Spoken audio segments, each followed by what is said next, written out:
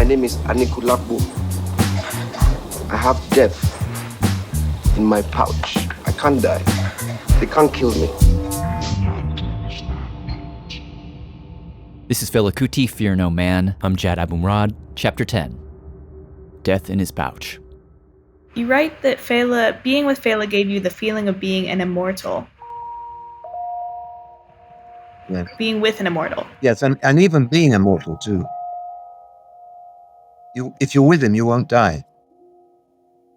That is John Collins speaking with producer Ruby Walsh. John is a musician and a scholar. He's written a book about his time with Fela Kuti. He was the guy in a previous episode who woke up vomiting in November of 1974. We thought we'd eaten some bad food or something. As it turned out, we opened the windows and tear gas wafted in. It was yet another raid on Fela's compound, which was across the street from where he and his band were staying. I've never been tear gassed. That was the first time. I've now been tear gassed 3 times. The thing is with Fela, he went from one violence to another, and nobody felt that they could possibly die because Fela was there. His braveness rubbed off onto even somebody like myself who's not very brave. And what was it about him? Was it just the fact that he kept bouncing back that gave you that feeling? It was the immediacy of the moment. At that moment, a precise minute or second of time, you were safe. Whatever happened. One day we were coming back from Kalakuta, and a policeman on a podium, crossroads, was too slow or something for Fela. So Fela passed the guy and didn't like the way the guy behaved. So he reversed back at high speed, and he looked at the policeman, took a huge puff of marijuana, and blew it in his face, and drove on. Why did he do it? And you could see the policeman was he didn't know what to say. He's dumbfounded. Off he went. It was totally unnecessary, but it's all part of the excitement of the moment. Wow. But he had a belief in destiny. This is a thing that you often hear from messianic figures, that they are men of history touched by destiny. Fela believed that about himself. And so in 1975, at a time when he was constantly clashing with soldiers and the police, when he literally was covered in scars from gun butts and soldier boots, he changed his name. Fela Kuti, that was his name for the first 37 years of his life, and it was his family's name going back generations, given to them by Christian missionaries, which he then came to see as kind of a slave name. Changed it from that to... My name is Kalakuta. Which means... I have death in my pouch. I can't die. They can't kill me. But of course, death comes for all of us. So what happens when the pouch spills open and it's not heroic and it's not pretty and it's not funny? Will the grand wave of history leave you behind like a chunk of foam on the shore? For Fela, the shine of immortality rubbed off in 3 discrete blows. Starting in 1977. That day, it's a bad day. The first blow was the burning of his compound. I always remember because I thought I would die. What I witnessed is a scene of war. Hey, the sights that we saw, we were not prepared to see. It was brutal. It was brutal. Fela responded in classic, defiant fashion. After the raid, he was interviewed by a French documentary crew, and there he is on a couch, practically naked, only in his beige undies, with a joint in one hand and a saxophone strap around his neck. One thing I want to assure them, if they think I'm going to change or compromise in my attitude, in my way of life, or in my expression, or in my goal, they're making me stronger. And I'm much more stronger now. And you want to see the police beating. It's terrible. I'll show you. You must see it. Look at it. He stands up, turns around, flexes his shoulder blades, and you can see 5, 6 massive pink scars. Yeah. See? Look my yash. Right down to my yash, man. See? And then he shows them a really gnarly one on his right butt cheek that looks like a bullet wound. Bad. All over my body, man. Top to bottom. They beat the shit out of me. But I say I didn't die. And it's at this point that he smiles at the camera and says the "I have death in my pouch" line, which we've already played twice, so I'm not going to play it a third time. Problem for Fela at this point was that he was not in control of his own destiny. In addition to soldiers burning down his house, raping many of his dancers, throwing his mother out of a window, the government repossessed the land where his home had been before it was burned, and they also shut down his club, the Shrine, so he couldn't perform. The Nigerian Herald reports, "I'm broke, Fela." That's our field producer in Lagos, Fefe Odudu, reading from an article in 1978. His financial crisis, he said, was caused mainly because since his residence was burnt down, he had not been able to receive any reasonable income. Fela had reached his zenith because he was deceived. In 1977, he thought sacrificing so much, giving so much of his energy to Nigerian people, and none of them could even lift a finger to defend him when they were burning his house. So ID, one of Fela's lieutenants in the Young African Pioneers, along with many in his circle, often returned to the scene of what happened outside the house when his house was burning on February 18th, 1977. There were, according to some estimates, 60,000 people lined up outside on a bridge watching the house burn. Fela had built this massive youth movement. He'd become known as the Black President. The way ID sees it, if ever there was a moment when the movement could have sparked into a roar, it was that moment, but no one did a thing. So he was, that shock was there for him. It rested in his head for years. He struggled for 2-3 years where he was banned from working. He could not earn a living, not even sustain his organization. At the time, ID says that Fela had moved his entourage. Many of them had scattered to different places, but moved a group of his wives, his bandmates, into a very small apartment that one person told us sometimes didn't even have running water. He tried to get his career back on track by organizing a tour of Ghana, but Fela kicked out of Ghana. Afrobeat music star Fela Kuti has been declared an undesirable character, persona non grata, by the Ghanaian government. The Ghanaian government didn't want him stirring up dissent, so they kicked him out. Meanwhile, many of Fela's musicians were peeling away, and all those young women who'd flocked to him in the early 70s looking for a new life, who'd then become his dancers and backup singers, after the violence of the burning, they were leaving in droves. And so he does something that you could see as the beginning of a downward slide. Daily Times, February 21st, 1978. Wedding bells ring. Almost exactly a year after the burning of Kalakuta, Fela publicly marries 27 women from his entourage on the same day. The women are all members of his Africa 70 organization. You married 27 wives. This is him talking about it to the BBC.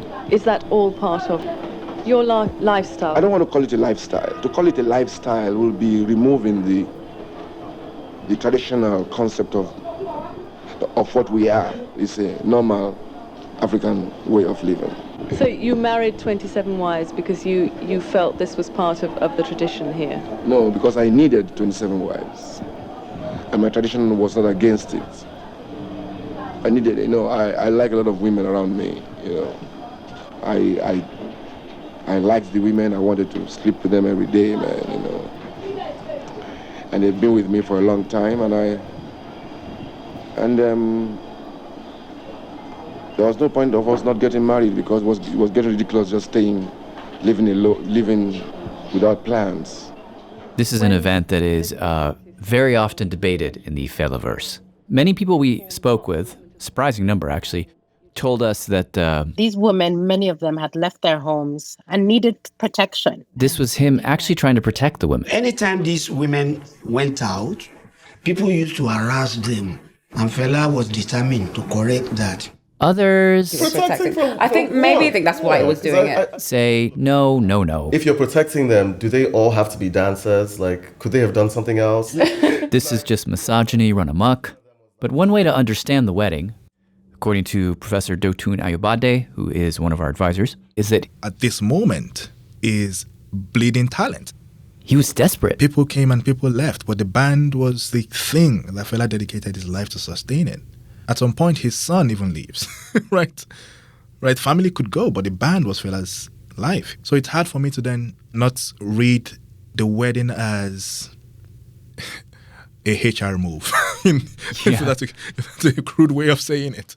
And the truth is, Lara Shosayan, one of Fela's dancers, who was one of the 27 he married that day, she agrees. Fela married his work.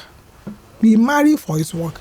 Because if I left, who will stay there to dance? She said he wasn't marrying them. He was trying to marry them to the band so that they couldn't leave. We are his weapon. Anyhow, the band did stay together. He would reform it, call it Egypt 80. But just 2 months after the wedding, 2 months later, April 13th, 1978, arrives the second blow. Fela's mom in a coma. Sources close to the family yesterday hinted that her health had been deteriorating since the incident of February 18th last year, when her house was burnt down. She had not been able to eat. Doctors were battling to save her life, but she was rushed to the operating theater yesterday afternoon.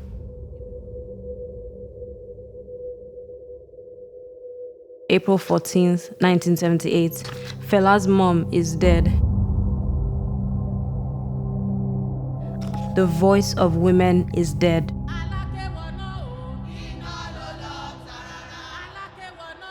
Fela's mom passes away.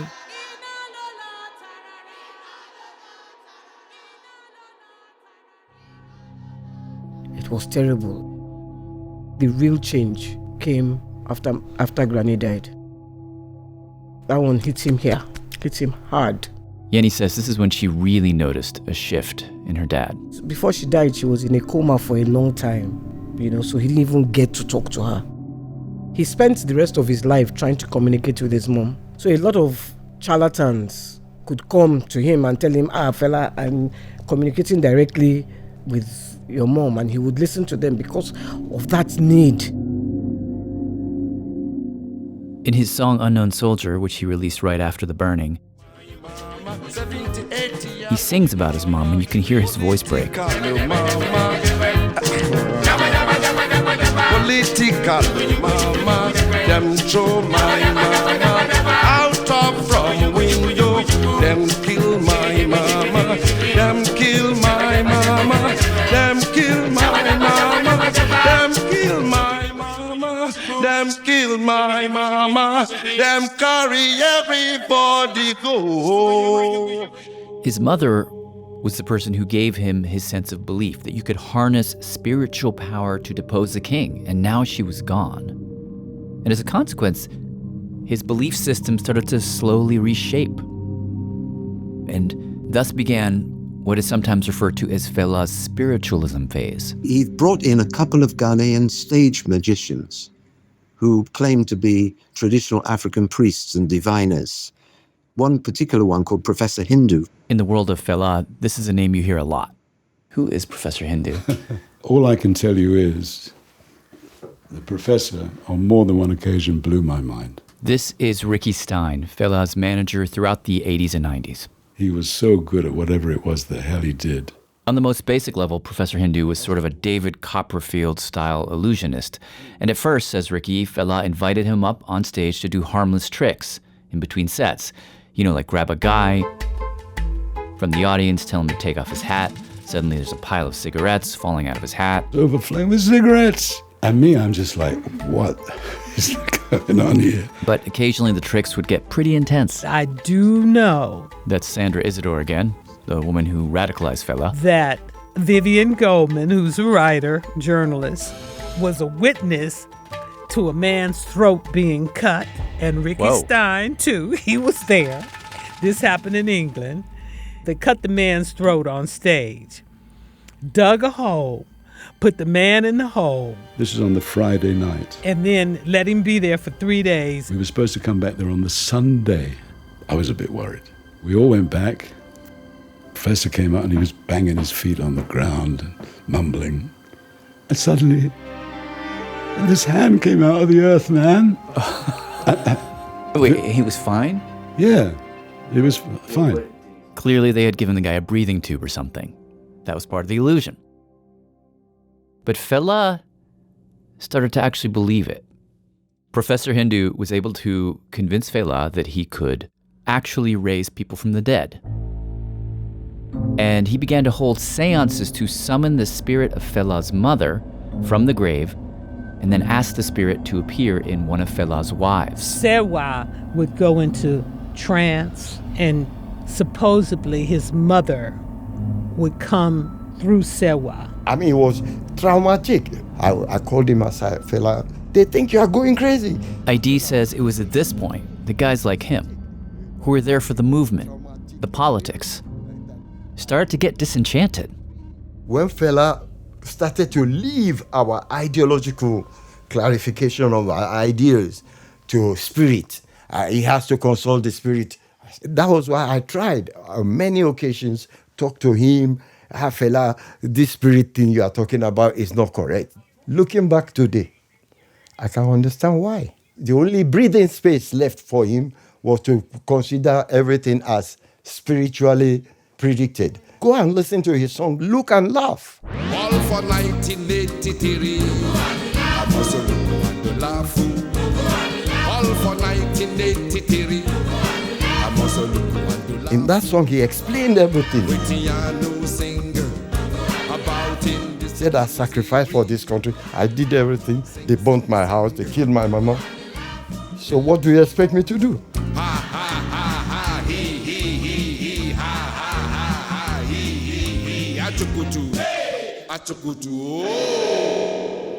So I told him, Fela, since there's no basis for trust between us anymore, I would like to withdraw my services from the organization. ID walked away in 1983. 7 years earlier, when he'd gone to live at Fela's compound, his mother had told him, if you ever lose faith, get in a taxi, come home, I will pay for it. And that's what he did. Let's get now into another on the ground spiritual game. Throughout the spiritualism period, Fela continued to make music. Some people say it is his best stuff, but it is a distinctly different sound. Not nearly as upbeat or James Brownie. The music became much more layered and complex, where a song might have 7, 8, 9 different sections. He started disowning the term Afrobeat and instead wanted his music to be known as African classical music. And in the 80s, the music started to get a lot slower. I think that the sound, like sonically, it got heavier. Like if you kind of, by the time you get to Beast of No Nation, it's just, you know.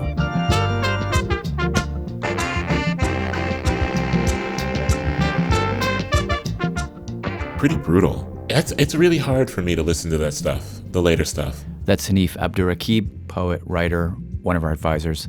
As he characterized it, 80s Fela is the sound of a man in a dark room looking for a light switch and not finding it.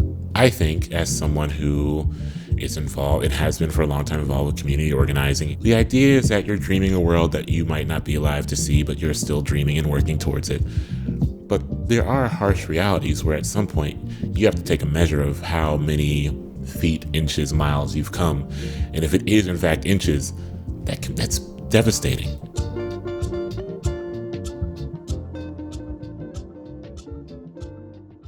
Meanwhile, Fela's behavior became more erratic. Then he came out and held court in his living room. Professor Lisa Lindsay remembers visiting Fela's compound with her husband, sitting on mattresses with dozens of other people and just listening to him rant. He just held court, and he was out of his mind bonkers. He was saying crazy things that made no sense. The shape of the world is a rabbit, or the shape of a continent is a rabbit. We actually got our hands on an unreleased interview done with Fela in the late 80s, and it is filled with these really weird meanders. Oh, you see, like, it says the human being has a vibration. Like, if you put sand on the floor and you strum a guitar string near the sand will start to take shape because it's the vibration of the guitar string. It says, so if a human being drives in a car every day, he shortens his life because the car is vibrating at its own vibration and you are in it. So you are doing a metallic vibration against a human vibration. So that metal vibrating is disturbing and diminishing your age. Fela was losing his mind. This is Fela's biographer, Carlos Moore, speaking to the BBC. He started losing his mind as early as 1981. That's when the first discernible signs that something serious was happening. And I discussed, Fela seeing a specialist in Europe because it would have been embarrassing for him to do so in Africa, especially in Nigeria, where they said he was mad anyway. Because at that time, Fela was accusing practically everybody of being agents of the CIA. He saw plots to kill him. We're talking about 1981, 1982. And as the years passed, it became worse and worse. It was a very serious thing, and none of us knew how to deal with it. One of the complicated things is that we now know that the CIA was meddling in various countries across Africa, the DRC, Ghana, and people were after him. As an example, 1984, he goes to the airport. He's about to fly to the U.S. to start a U.S. tour. He's got roughly $1,000 of cash on him. He's arrested on charges of currency smuggling. Completely ridiculous, but he's thrown in jail for 2 years. So the threats were not entirely made up, and yet they were also not what he thought. Because underneath it all, there was an enemy that was far worse lurking.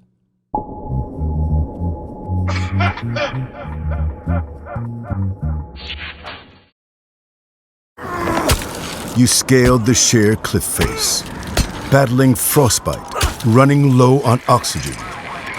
The wind pierced your skin, and every inch was agony. You reached heights no other human had before, while getting nowhere at airport security. There's more to imagine when you listen. Discover best-selling action titles on Audible. This is Fela Kuti, Fear No Man. We're telling the story of Fela's immortality, rubbing off in 3 discrete blows, and we have arrived at the third and ultimately final blow. We all saw that Fela was sick.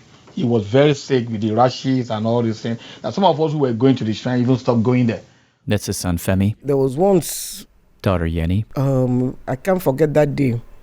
We were coming from shrine. This is 94, 95, she guesses. I think that was when I made peace. I didn't make peace, but I knew that he was going to die soon. We were coming from shrine because we used to go and watch him every Friday, sometimes Friday and Saturday. So we were coming from shrine, and he was wearing this white outfit, and he had blood on his trousers, and by the end of the day, the trousers were filled with blood. On our way home, my sister and I, we cried. We said, he's dying. And he wouldn't accept it. He wouldn't accept it. He didn't believe in the disease. He didn't believe he had AIDS. A friend of mine told me that when he, first of all, his color started to change, to bleach, to a sort of yellowish color. I think with AIDS, sometimes you lose some of your pigmentation. He thought that God or the gods were blessing him, and it was being turned into a golden person. Sunday Times, July 20th, 1997. Journalists and friends of the Afrobeat creator Fela Kuti have been keeping vigil at his Abeokuta residence since the news of his ill health broke last week. Fela has not taken any solid food for the past 2 weeks.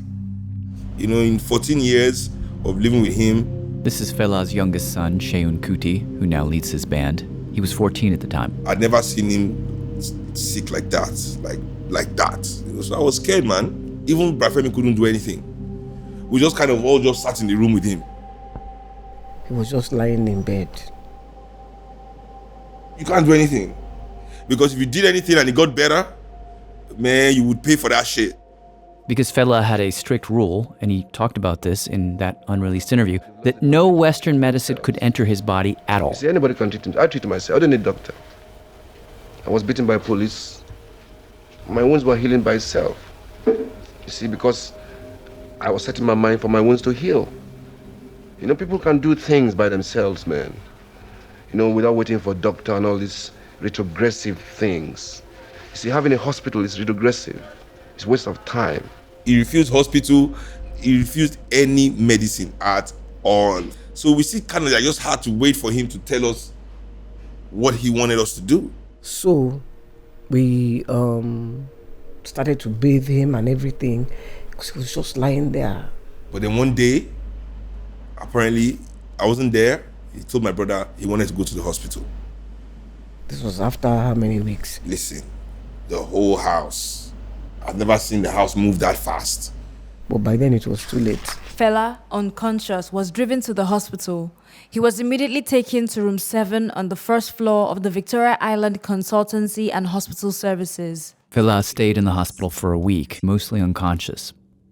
As his condition worsened, Fela's brother Koye, who was a doctor, took Fela's 2 oldest kids, Yenny and Femi, aside. Uncle Koye said, look, I'm going to announce that Fela has AIDS.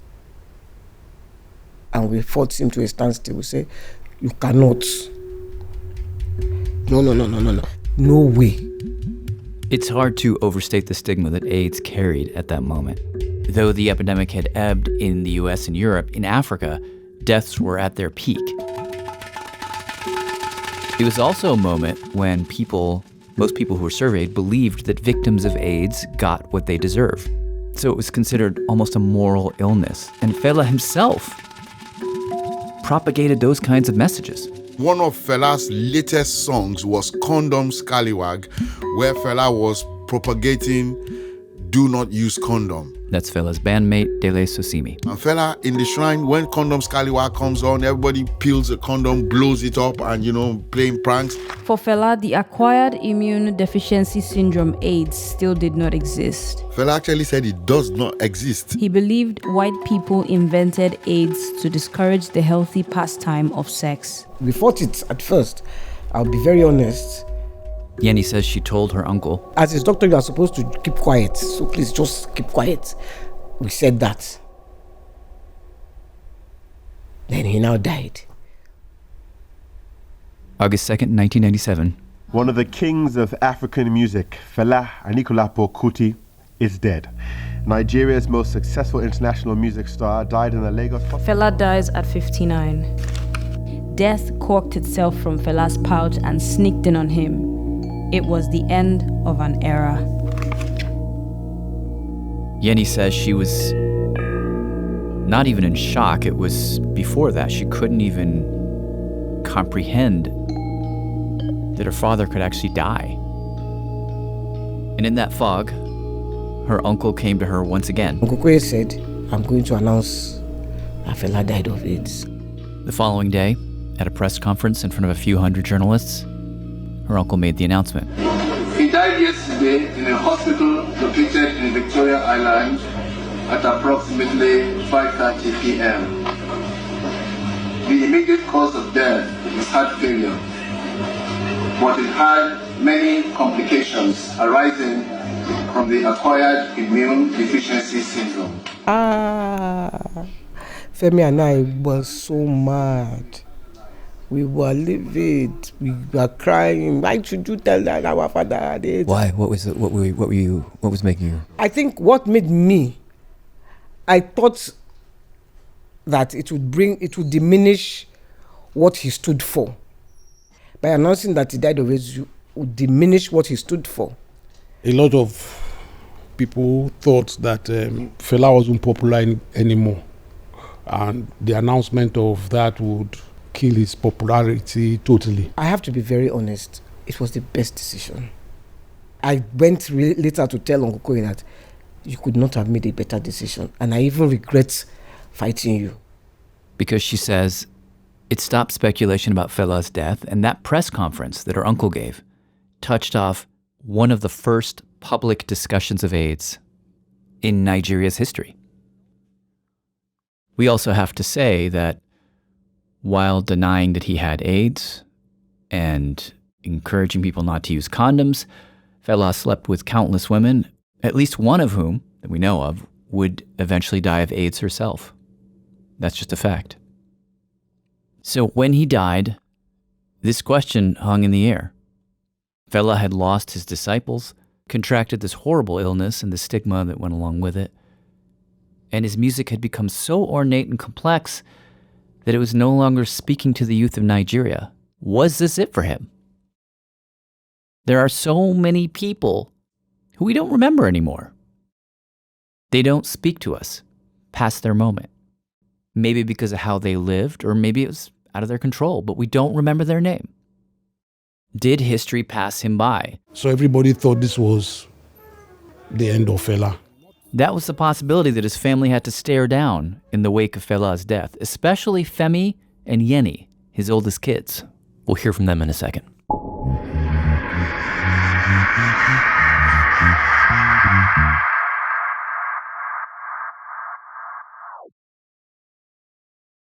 This is Fela Kuti, Fear No Man. We rejoin the story with the question, did history pass Fela by?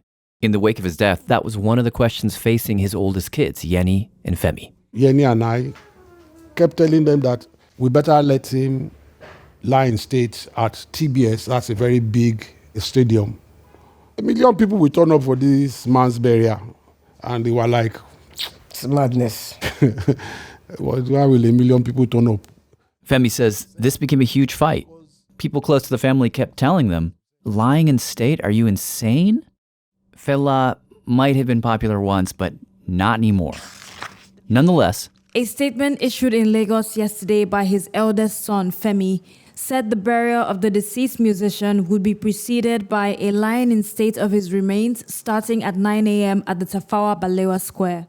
Just for context. Yeah, so now this is the front of the place. We actually visited TB Square with Duro, who was part of Fela's inner circle, while we were in Lagos. He walked us around the grounds. We're standing at a place called the Tafawa Balewa Square. And it's huge. Describe how big it is. 3 football fields. Yeah, that's about right. Imagine a Beyonce concert, that size stadium, now triple it. That morning of the burial, I got to TBS maybe about 8 in the morning. Everywhere was quiet. She says no one was there. Does it feel strange to you to stand in the middle of it? And it's empty? No, you look like nothing. You look like nothing. People started to trickle in. Just a few. Like 3, 5. So Femi and I looked at ourselves and said, have we miscalculated Fela's popularity? By 10, 11, there were maybe 100 people in. TBS is huge. And this is hours into the event. This is going to be a disaster.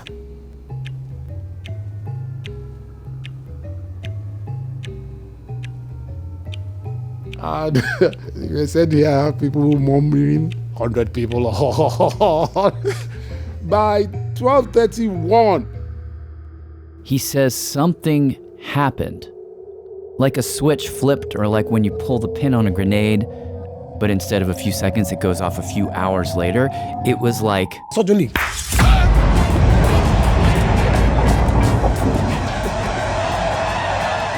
People just said coming. People just said coming. Where are all these people coming from? When the floodgates opened, the people went crazy. Anything to catch a last glimpse of their hero. We were now overwhelmed. The ground was full. You couldn't walk. I suspect what happened is that there were people there from the beginning. They couldn't get in. Maybe they were lined up at the gates, and eventually they just pushed their way in. We found one video of thousands of people pushing against the gates and soldiers not being able to hold them back. And it was such a wonderful sight. The soldiers, when soldiers would pass, they would remove their hats and bow. The police would pass, they would remove their hats and bow. Surreal. This is a man who is going to live forever. His name has more or less been imprinted in the sands of time. It's amazing, it's amazing. The whole of this place was filled with people. The whole road was blocked and they put the coffin just where you see there. Duro says Fela was all the way on one side of the stadium in a see-through coffin. Made of glass, so he could see his body. Yeah. And they put a jumbo by his... They put a what by it? A jumbo. A jumbo. Oh, yeah. Like a screen? Or? No. Oh, joint. Oh, got it. Jad. He's saying they had a 3-foot joint laying next to the body. One big joint as big as my whole arm. There are some people that will even go to the body and say, he's going to wake up. He's going to wake up. Look, his eyes moved. So I will go and tell Eddie that. He said his eyes moved. And she kept saying it's because he has come out of the fridge. We can laugh today. But then it was so emotional because it was like disbelief to know that Fela would die. And then just to add an extra little mythic cherry on top of the whole affair. You have some estimated 1 million people crammed into this stadium, and at some point, they all look up. At exactly 2:55 p.m. at the Tafawa Balewa Square, This account was carried in all the major papers. the inestimable crowd shifted their gaze from their music idol to behold a strange phenomenon. The crowd sighted a moon. The half moon appeared in the clear afternoon sky at the venue of the ceremony, promoting the idea that Fela Kuti had truly joined the immortal. The moon stood facing the sun, and the crowd watched in bewilderment. One man announced to the crowd that it was an indication that Fela was an extraordinary being, and he was indeed of the chosen few among men. One of the most wonderful details of the burial to me is when Femi and Yeni tried to leave with Fela's coffin. They wanted to take his coffin all the way across town to the shrine. This is the club he owned and where he performed.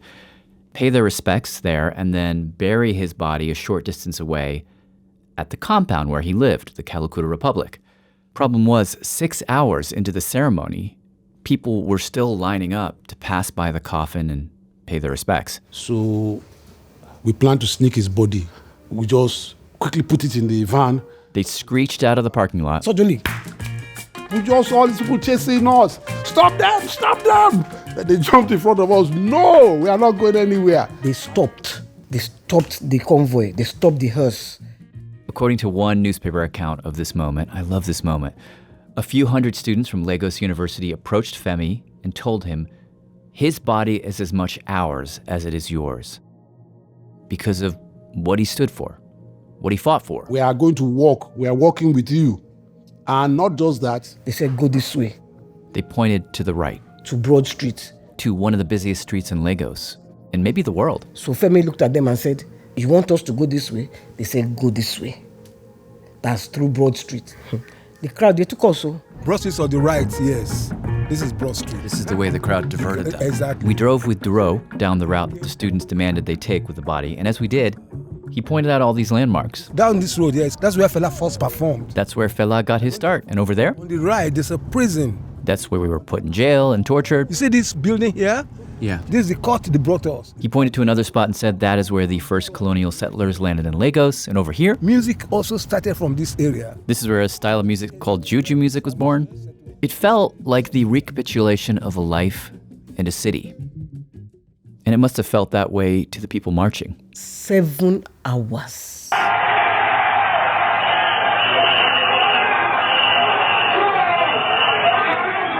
We were walking.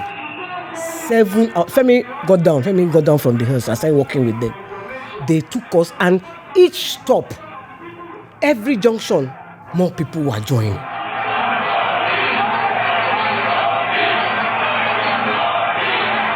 Every time we got to a junction, they would stop, dance, sing, play Fela's music. We get to another junction, they will stop again. We go to stadium, stopped again. Go to Ojo Elegba, stopped again. Jibowu, stopped again. This is madness. The crowd, I've never seen it before. I'm sure at least 1 million people, maybe 2, walked with that body to shrine. People were leaving their shoes and walking.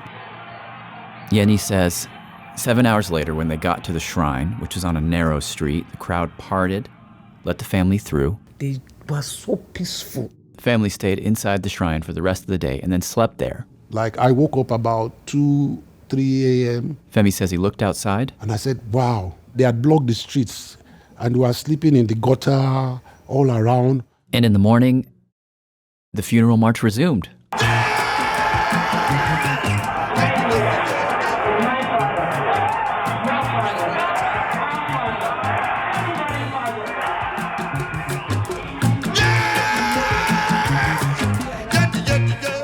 It was an experience. It was an awesome. I don't want to use awesome because it's as if I'm happy that my father died. I'm not. But I have to use that word because it was the most awesome thing I'd ever seen.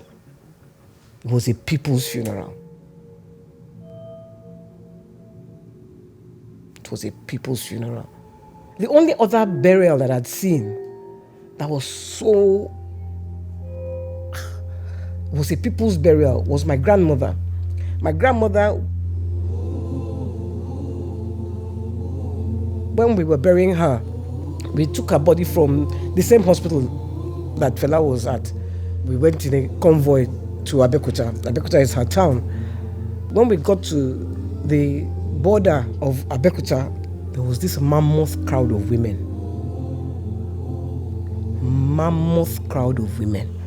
We had to stop. They took her body from us and they walked with her and they honored her as the voice of the women. So hers was the only burial I'd seen that was so fantastic. Fela's was the next. Because he's the reference point. When government is going bad, he's the reference point. Anytime they protest, it's his music they play. It's his music. One of Fela's most famous quotes. Fela said, music is the weapon. Music is the weapon. Music is the weapon. Music is the... of the future. Weapon of the future. What I take that phrase to mean now is that obviously he knew he would die, despite the name change and all that. He was talking about something else, something much simpler. I think the reality of legacy is simply a person being aware that they will not live forever in acting in a way that might allow for their life to live on in the hearts, minds, mouths, and the broader ideas of the world on an endless loop after they've gone. That's poet, writer, music critic Hanif Abdurraqib. How do you chip away at the world as it is and make a place for yourself to kind of rest eternally in it? So there's kind of like a Fela-sized corner of the world where he is still active. So when he said music is the weapon of the future, what I think he meant is that he has sent something into the future that is going to outlast his enemies. That inside his music is some kind of pure, undiluted strain of resistance that will allow it to repeat over and over.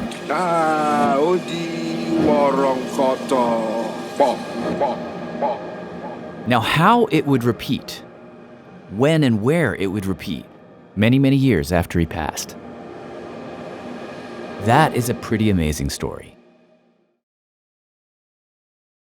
And that is next.